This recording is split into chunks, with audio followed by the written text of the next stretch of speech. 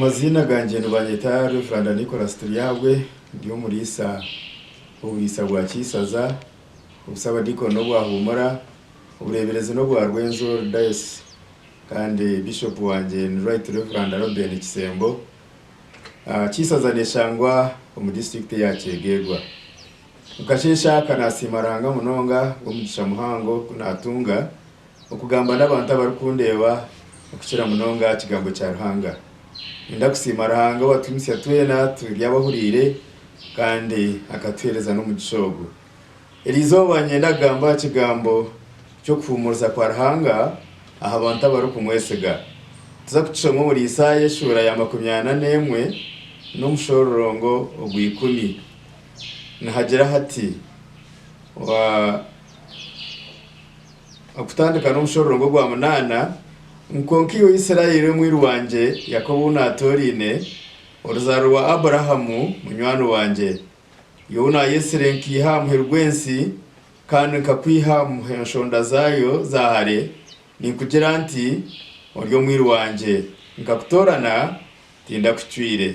utatina ahabo kuba nkwine utahaza umutima ahabo kuba Ruhanga wawe ndiyakuhamani ndiyakwera Nkuramere no mukono gwanje gwa buryo ubwo businguzi otatina Ruhanga no wariyo nahumuriza abantu abari kumwesega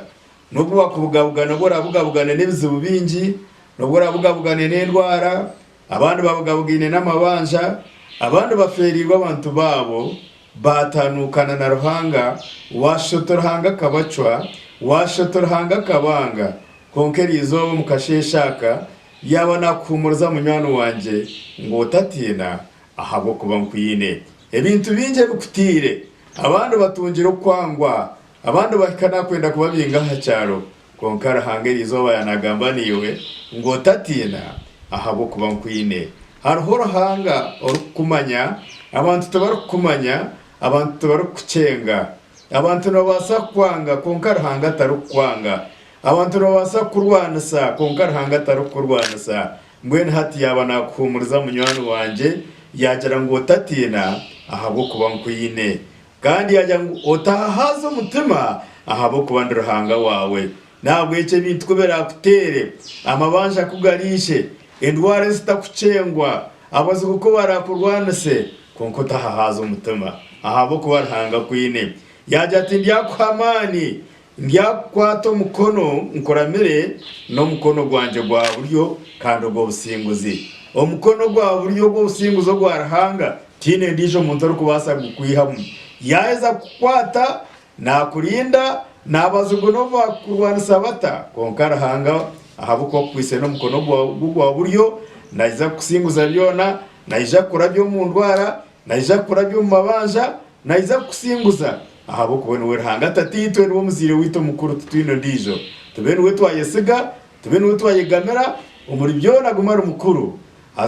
agumatu wane rentaro zitu kudura gumatu ayikayibizu bingi agumatu singuze okurga hatu no kusyebero byona dikatushabe Ruhanga tatitwe Ruhanga umwana hango moyo kwera nakusima kana nakwebaza ahabwe babaza nyinge zuwatugerera twena abuwe musiyo mu izoberi abantu babyamere bimuka batarho tebabasa kwimuka abantu bimuka barya cupaza miza abantu barya ahashagama konke mbabazawe nyinge nzo zatwimusitwe mbwenu we bare usimwe kandi we kitiyenesa twakwasizo bere mukama abantu baryo mu ngendo abantu baryo mu marwaro abantu baryo muri baferirwa abantu babo kuko watugambira ngo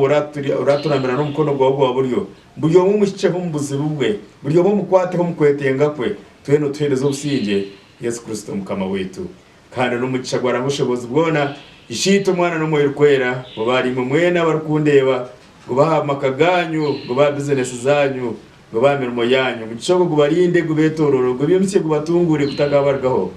uko gahati no kusibira byona amina.